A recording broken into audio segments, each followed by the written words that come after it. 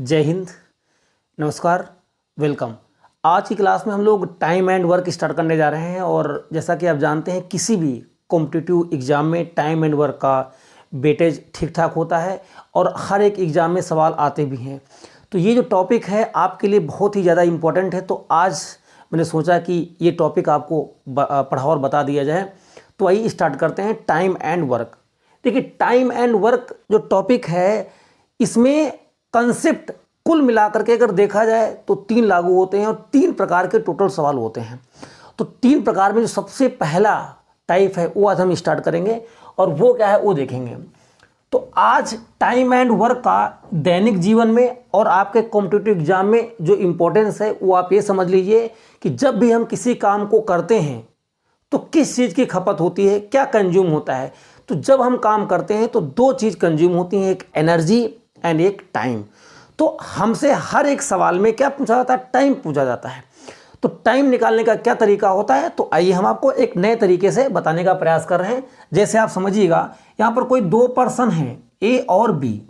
ए अगर किसी काम को करता है 15 दिन में और बी करता है उसी काम को 20 दिन में, यानी ए करता है एक काम को 15 दिन में और बी करता है किसी काम को 20 दिन में। तो आपसे ये पूछा जाएगा कि दोनों मिलके उस काम को कितने समय में करेंगे। तो सबसे पहले इस टाइप में हम लोग क्या करते हैं कि जो गिवन टाइम होता है इसका एलसीएम लेते हैं। तो 15 और 20 का एलसीएम कितना हो जाएगा, 60 हो जाएगा। 15 और 20 का जो आपका एलसीएम होगा वो 60 हो जाएगा। अब आप ध्यान दीजिएगा, ये जो 60 है ना, ये टोटल वर्क है। ये टोटल क्या है, वर्क। टोटल 60 काम है। 60 काम ए 15 दिन में करता है, तो एक दिन में कितना काम करेगा, तो 15 से जब 60 को आप डिवाइड करोगे तो एक दिन में 4 काम करेगा और यही इसकी स्पीड हो जाएगी, राइट। अब 60 को 20 से जब डिवाइड करेंगे तो कितना आएगा, 3। यानी इसका मतलब ये हुआ कि ए एक दिन में कितना काम करता है, 4। यानी ए की इफिशियंसी 1 डे की कितनी है, 4, और बी की इफिशियंसी 1 डे कितनी है, 3। यानी दोनों मिलकर एक दिन में कितने काम करेंगे, 4 और 3 7। अब आपसे सवाल जब पूछा जाएगा कि ए और बी मिलकर उस काम को कितने समय में करेंगे, तो काम कितना है, 60। काम कितना है, 60, और 4 और 3 7। ये 7 की स्पीड से करेगा। तो 7 की स्पीड से करेगा तो कितना होगा, 7 अटे कितना हो जाएगा, 56, और 4 बटे कितना, 7 दिन में काम हो जाएगा। 7 से इसको क्या कर दिया, डिवाइड कर दिया। तो इसका मतलब ए और बी दोनों मिलकर एक काम को कितने समय में करेंगे, 8 सही 4 बटे 7।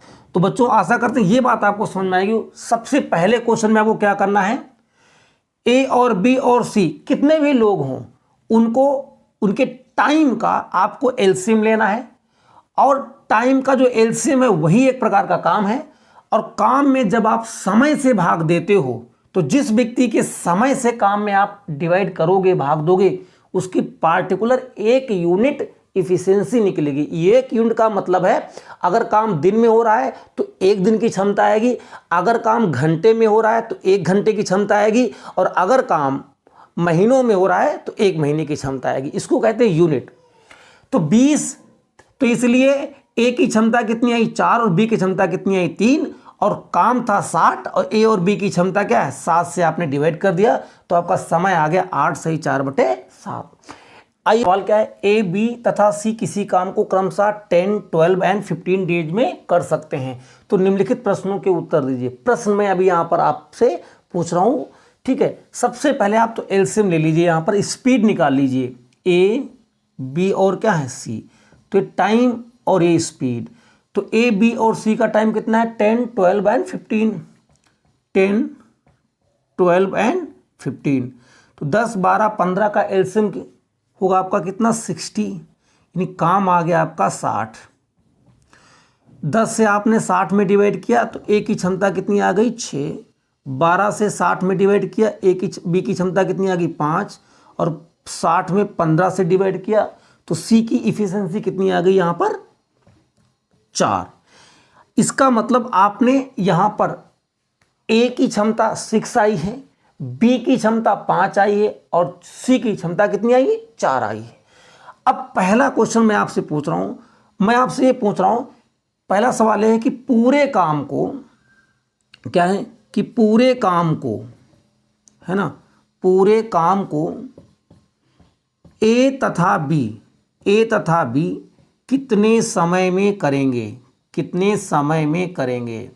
ये आपसे सवाल मैंने पूछा यहाँ पर, कितने समय में करेंगे। तो इसका आंसर क्या देंगे आप, तो ध्यान दीजिएगा, पूरे काम को ए तथा किससे कराना है, हाँ यहाँ पर लिख लीजिए भाई, ए तथा बी से कराना है, या ए तथा सी कर लो, सी बोला था ना हमने, ए तथा सी से कराना है। तो पूरे काम को ए तथा सी कितने समय में करेंगे। तो आप ध्यान दीजिएगा, हमें काम किससे कराना है, ए तथा सी से।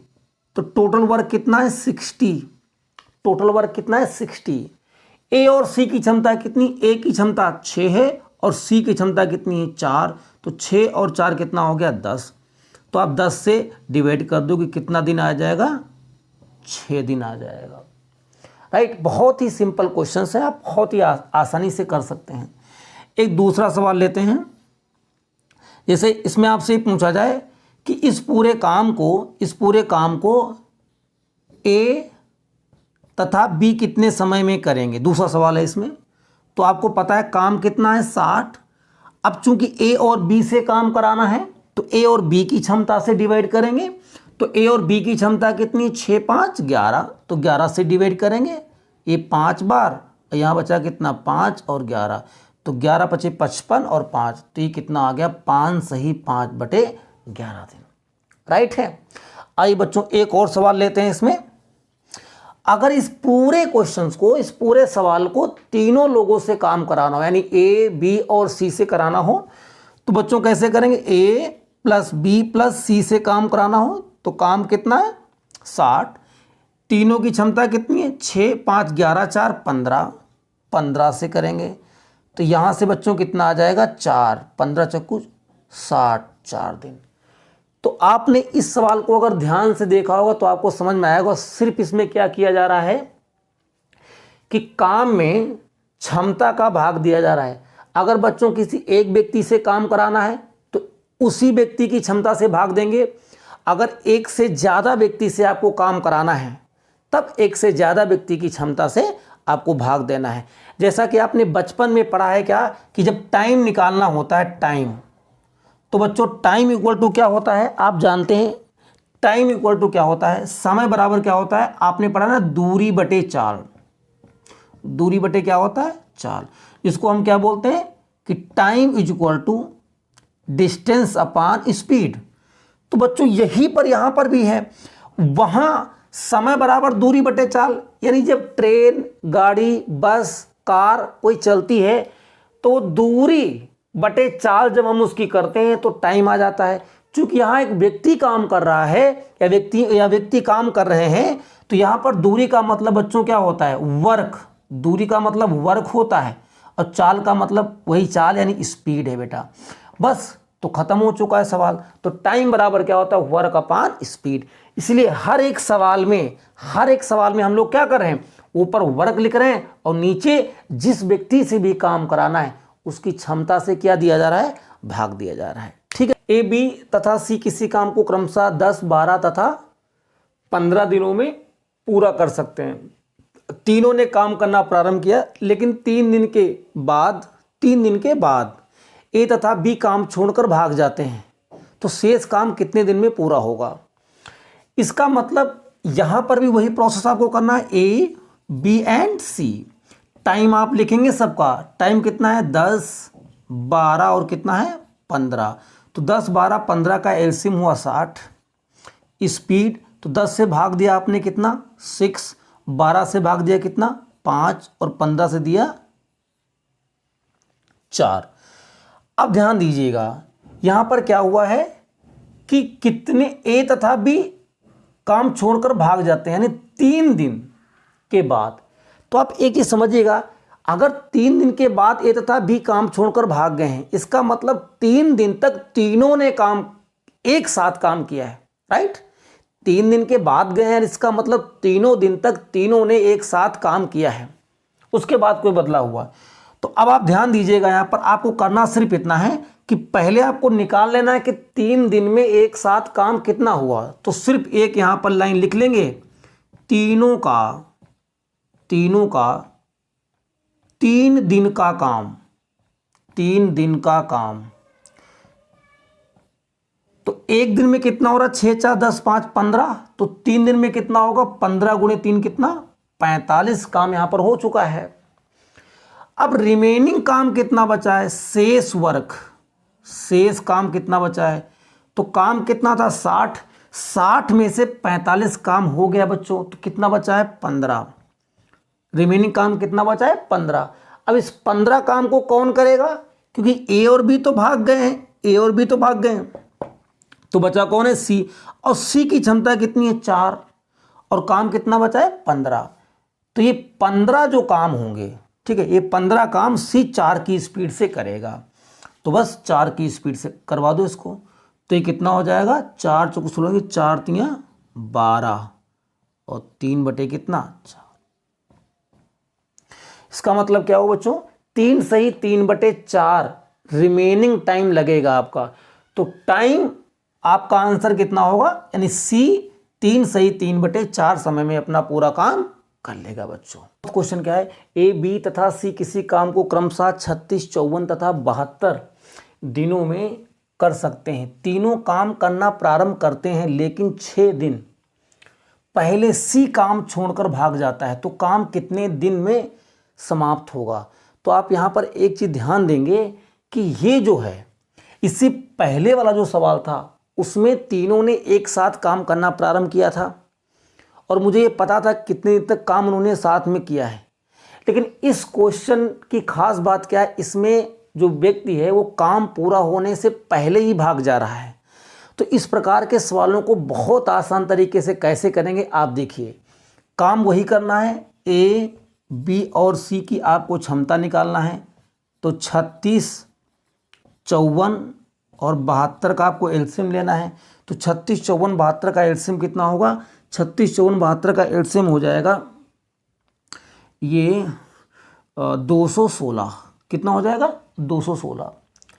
तो 36 से जब 216 में भाग करोगे ना तो 6 बार जाएगा, और 54 में जब 54 से जब करोगे तो कितनी बार जाएगा, ये 4 बार, और 72 से कितनी बार, यहाँ पर 6 है तो 3 दूनी कितना 6, तो ये जाएगा 3 बार।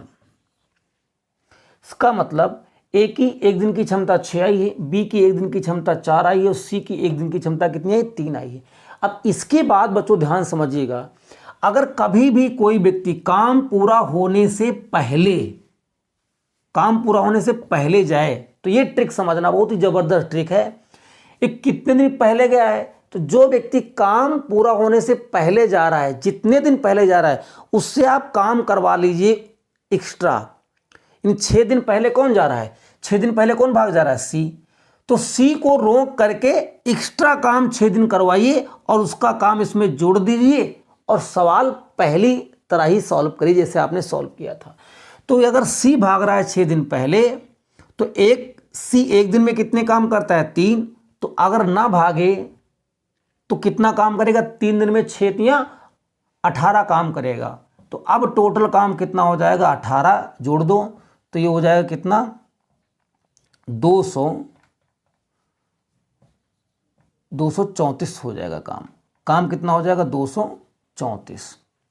ठीक है, अब करना क्या है, अब आपसे पूछा गया है कि टोटल काम कितने दिन में समाप्त होगा। तो सवाल खत्म हो चुका है, कुछ नहीं करना आपको। ए प्लस बी प्लस सी काम अब कितना हो गया 234, और सबकी स्पीड से आप इसको डिवाइड कर दीजिए, 6 4 10 3 13।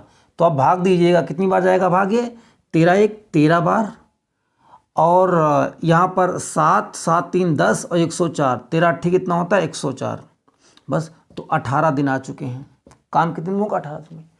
तो बच्चों ये बहुत ही बढ़िया सवाल है। जब कोई व्यक्ति काम पूरा होने से पहले जाए तो उस व्यक्ति को आप रोक करके और उसका उतने दिन का आप क्या कराइएगा, काम कराइएगा, और काम कराने के बाद एलसीएम में ही ऐड करना है और सबकी क्षमता से आपको भाग दे देना है। आपका बहुत ही आराम से काम आ जाएगा। तो आशा करते हैं ये बच्चों सवाल आपको बहुत ही अच्छे लगे होंगे। दूसरे पार्ट में इससे रिलेटेड और भी जो टाइप के सवाल हैं वो हम आपको करवाने का प्रयास करेंगे। वीडियो को देखने के लिए, लाइक करने के लिए एंड सब्सक्राइब करने के लिए आपका बहुत बहुत धन्यवाद। मिलते हैं आपसे दूसरी वीडियो में, तब तक के लिए जय हिंद, जय भारत।